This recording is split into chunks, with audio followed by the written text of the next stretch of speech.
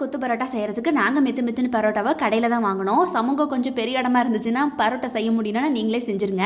அப்புறம் அதை இந்த மாதிரி சின்ன சின்ன பீஸாக குட்டி குட்டியாக இந்த மாதிரி பிச்சு போட்டுக்கோங்க. அப்புறம் ஒரு பேனில் எண்ணெய் ஹீட் ஆனதுக்கப்புறமா பெரிய வெங்காயம் நல்லா இந்த மாதிரி பொடி பொடியாக கட் பண்ணது, கருவேப்பிலை, அப்புறம் நல்லா கொஞ்சம் உண்டுனா அப்படி பெருசு பெருசாக கட் பண்ண பச்சை மிளகா, இது எல்லாத்தையும் நல்லா போட்டு வதக்கிக்கோங்க. ரொம்ப வதங்க தேவையில்லை, கண்ணாடி பதத்துக்கு வதக்கினா போதும். ரொம்ப வாசனைலாம் போகணும் அப்படின்லாம் வதக்கிடாதீங்க. ஒரு மீடியமாக வந்து வதக்கினதுக்கப்புறம் இந்த மாதிரி தக்காளி போட்டு அதையும் ரொம்ப வதக்க வேண்டாம்.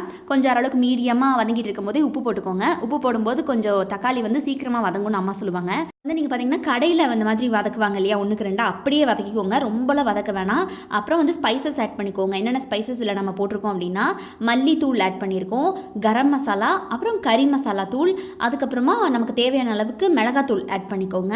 ஸோ இதை நல்லா அப்படியே மிக்ஸ் ஆகட்டும். மசாலாஸ்லாம் மிக்ஸ் ஆகிட்டு இருக்கும்போது இப்படி ஓரம் கட்டிட்டு முட்டை வராறு வழி விடுங்கோ அப்படின்னு சொல்லிட்டு முட்டையை உடச்சி ஊற்றிடலாம். முட்டை வந்து பார்த்திங்கன்னா எங்கள் அம்மா 5 எடுக்கிறாங்க. 5 பரோட்டாக்கு 5 முட்டை ஊற்றுறாங்க. உங்களுக்கு எப்படி வேணுமோ டேஸ்ட் வைஸ் உங்களுக்கு எப்படி தோணுதோ அப்படி நீங்கள் ஆட் பண்ணிக்கோங்க, ஆப்ஷன் தான். ஸோ நல்லா இதை அப்படியே வந்து கலக்கி விட்டுக்கோங்க. முட்டை வந்து பொடி மாஸ் லெவலுக்கெல்லாம் நம்ம வந்து பண்ணக்கூடாது. முட்டை வந்து பார்த்திங்கன்னா கொஞ்சம் பாதி வெந்திருக்கணும் மீடியமாக. ஸோ அந்தளவுக்கு நல்லா வதங்கினா போதும். இந்த அளவுக்கு வதங்கினா போதும். அந்த ஸ்டேஜ்லேயே நீங்கள் வந்து பார்த்திங்கன்னா இப்படி நம்ம பிச்சு போட்டிருக்க பரோட்டாவை எடுத்து போட்டுருங்க. அங்கே வந்து எப்படின்னா தட்டு ஒரு மாதிரி என்ன அதுக்கு பேர் என்ன, தோசைக்கல், பெரிய தோசைக்கல்லில் செய்வாங்க, அந்த டம்ளர் வச்சு அடிப்பாங்க.